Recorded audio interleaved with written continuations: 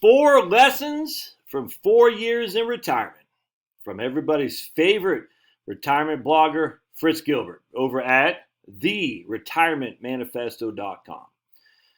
I actually invited Fritz. I said, hey, man, I'm going to do a video on this article you posted, so if you get a chance, put some comments in there. So hopefully he does. But if you're not following Fritz, you're wrong, man, because this guy just kicks ass, dude. Love Fritz. And if it wasn't for Fritz and it's better have Jackie, we would not have that guy right there. And that guy right there with Pablo literally bring a smile to my face a million times a day. Not a million times literally, but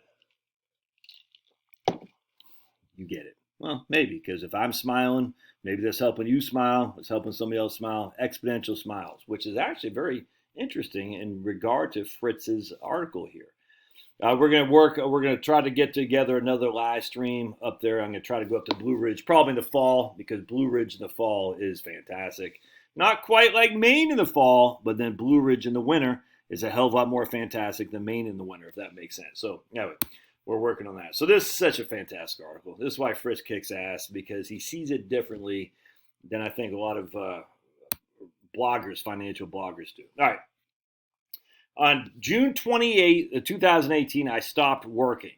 On that day, I crossed the starting line and entered an exciting new phase of my life. The retirement mystery has been solved. It's no longer a curiosity. It is now my reality. And what are the biggest 4 lessons I've learned? And I'm going to answer that today, he says. I'm glad I've been capturing my thoughts as my retirement has evolved. It's been interesting to see how my perspective has changed, 100%. Looking back, the sense of newfound freedom was certainly the highlight of early retirement. After decades of grinding it out at work, the handcuffs have been unlocked, and it was an amazing feeling. But I don't think that's one of the biggest lessons from retirement. It is rather simply a reality. Life without work. Reality, whether you want it or not. In my 4th year of retirement, the bigger question is, what new insights have I gained? Whereas freedom is a physical reality and fluidity is the flow of life. Whoa, great wordsmithing there. Where freedom is a physical reality, i.e. the freedom to do whatever you want, whenever you want. And fluidity is a flow of life. How are you going to change as the situations, the circumstances change? Great. My thoughts wandered to more philosophical answers as I pondered my biggest lessons from retirement. Lesson number 1, retirement is what you make of it. I remember 2 relocations, in particular from the 10 relocations we have done. One we weren't excited about, when we were forced to relocate, and predictably enough, we did not enjoy our 2 years in that location. Compare that to the next relocation when we were excited about it, and predictably enough, we enjoyed that. We loved our time there, and we learned an important lesson. From that point on, every time we relocated, we decided to be positive about the move. We couldn't stop the change from happening, so we decided to look for the good and be intentional in avoiding the thoughts of the bad. Well, I could not agree with that. Fortunately, we applied that to retirement as well. We intentionally decided in advance that we're going to enjoy this new phase of our lives. Did we have anxiety? Of course, but we chose to focus on the positives. And we embraced it. Anxieties were bad, so we limited our mental time to the practical realities of what we could do to offset the risk. Exercise more, keep some cash. This is fantastic. We spent the majority of time getting excited about the positives, about what our lives could become. And he says it right here. He goes, you're going to find what you're looking for. If you're looking for negative stuff, you're going to find it. If you're looking for positive stuff, you're going to find it. I just want to share with you, because right now I'm reading a lot about the pending winter. And I'm nervous, man. Nervous. Because it's not about anymore, we're going to replace our energy with green. It's not about that. It's the Occam's razor. At some point, the obvious is the simplest. And the simplest is that the governments and the globalists want us to consume less and have less people. That's just a fact. You can't stop with this. We're going to replace. It's not about replacing our consumption. It's about reducing consumption, reducing the population. And so once you accept that reality for what, frankly, it is, you got to say, okay, what can I do to make that affect me less? And one of the less ways you can do is say, okay, I'll be prepared for the things I can control. Maybe keep a couple extra, 20 gallon or whatever, 20-pound propane, blue rhinos. You know what I'm saying? Maybe get some inverters, some batteries, some solar panels, all that. I get all that. But then just say I can't control what the globalists do. I'm still going to have my kids. I'm still going to raise my family. I'm still going to eat healthy. You see what I'm saying? Still going to go for an exercise. I'm still going to laugh at my dogs. I'm still going to go into this new reality excited to see what the future holds, as opposed to, oh my goodness, they're all going to get us. They're out to hurt me. I think, because I'm looking at Germany right now. I said, this place is a basket case. Do they not see?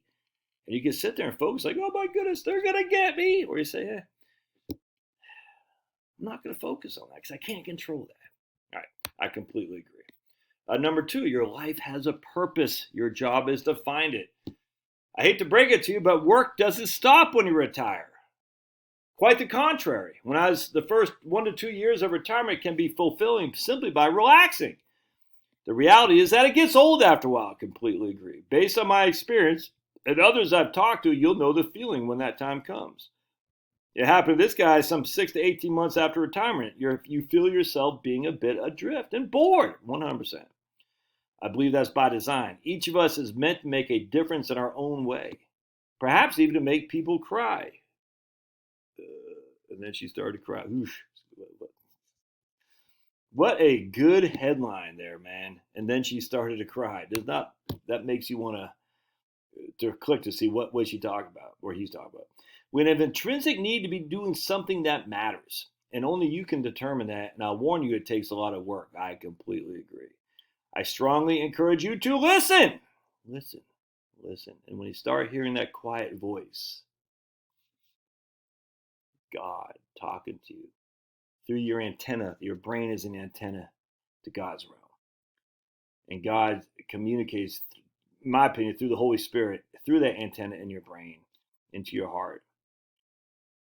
If you're distracted and too much noise, as C.S. Lewis says, Satan loves noise. You don't hear that. You don't hear that communication. I strongly encourage you to listen when you start hearing that quiet voice. Dedicated your time to discovering your purpose is the best use of your time in retirement. I could not agree. I just 100%. Don't be surprised if the something you find only lasts a few years. I've discovered that my own retirement is one of the reasons I'm writing less. Enjoy the flexibility of moving between things that bring you a sense of purpose, and you'll never stop seeking out new opportunities. Your purpose will evolve, but it gets easier to find as you spend more time seeking it. 100%.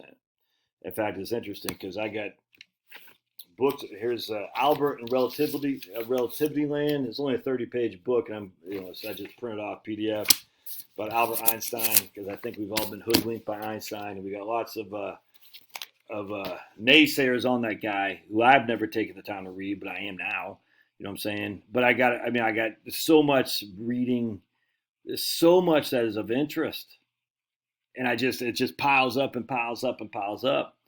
It's crazy, man. You know what I'm saying? So the issue that you have to do is find, and the reason I think it's important, because I did a video the other day of the craziness of the Chicago expositions and how it just is fake. Now, the exposition itself wasn't fake, but how that came to be is fake. And I posted a video, it didn't get a huge amount of views, but it got 1,000, something like that. And Cindy had posted, because man, I went down that rabbit hole. This is crazy. I've said, I know. And that's a pretty good purpose to have, is to awaken people into the rabbit holes that exist out there, how you've been awakened. Now, I don't know what it is for you, you know what I'm saying? But I've been awakened, and I want to awaken other people up to awaken other people, if that makes sense. That's a big purpose. Will that be my purpose 4 years from now? I have no clue. Jackie's purpose, Fritz is beautiful, is to, take these dogs in and make sure that they go to good families like mine. Like there's Finny right there. Will that be her purpose 4 years now? Probably, you know what I'm saying? Because once a dog lover, forever a dog lover. But I don't know. Fritz's purpose might not be doing blog as much. I have no idea. It might be friggin' because he likes to do woodworking, building dog cages or so. I don't know. Dog cages, dog houses. Snoopy. All right. Focus on others over self, 100%. By definition, our working years are primarily dedicated to self. That all changes in retirement. We've While we've earned our freedom, there are countless others that are still held in bondage, barely scraping by, dealing with a health issue, challenged with emotional problems, struggling with parents, worried about the next meal, feeling alone and helpless. Those people are all around. And it hasn't been your practice to take notice, but start paying attention. I found a best path to a great retirement is to practice the art of focusing on others. If you start paying attention, you'll quickly see the needs around you. So let me give an example of this and how easy it is to get distracted. So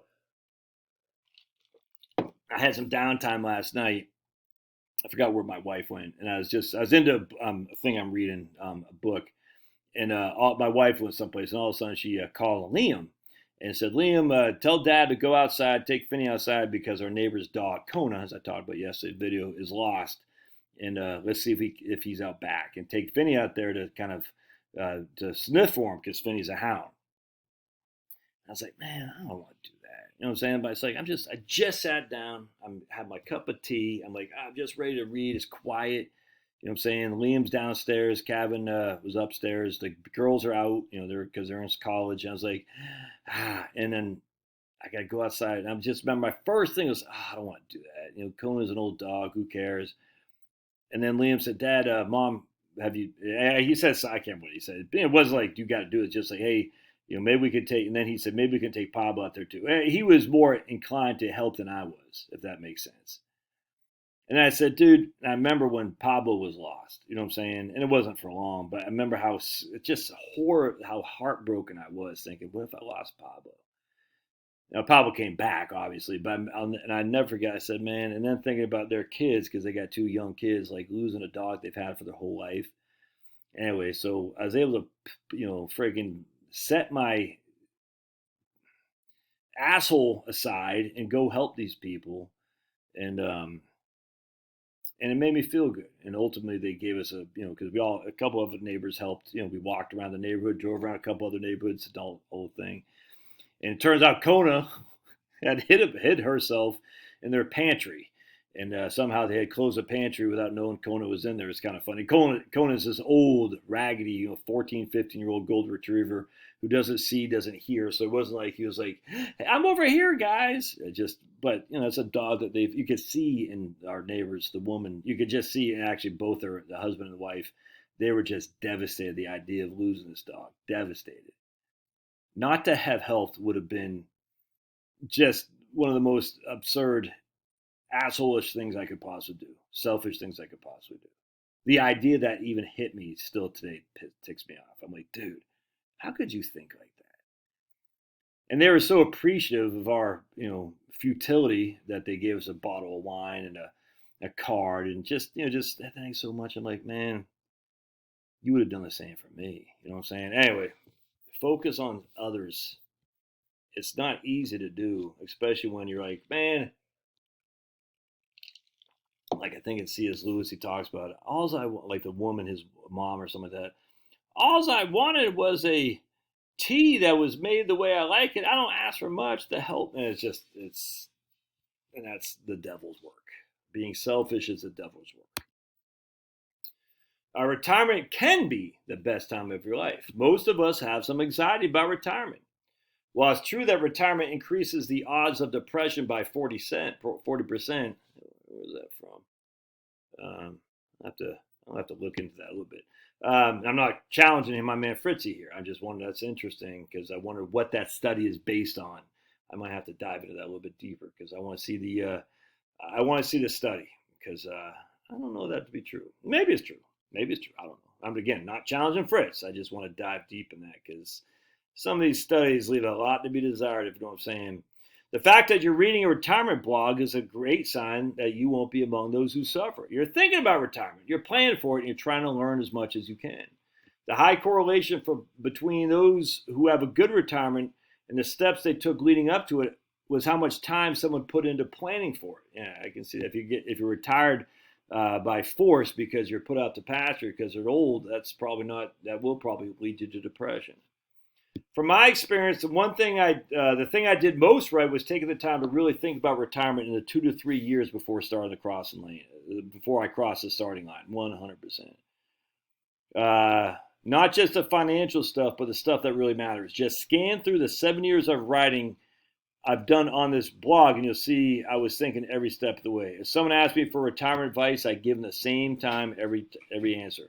Same answer every time, excuse me. Take as much time to think about what you want your life to become in retirement, then make a plan to get there. Yeah, 100%. As you're taking the time to think about, reflect on these lessons. All right. Good stuff, Fritz. Your lessons will be different than mine. There are no right or wrong answers. What lessons have you learned? So we got Dave at Accidental Fire. We got Steve Ark right in here. Renee. G-Man with a master plan. We got Quentin Humberb. All right.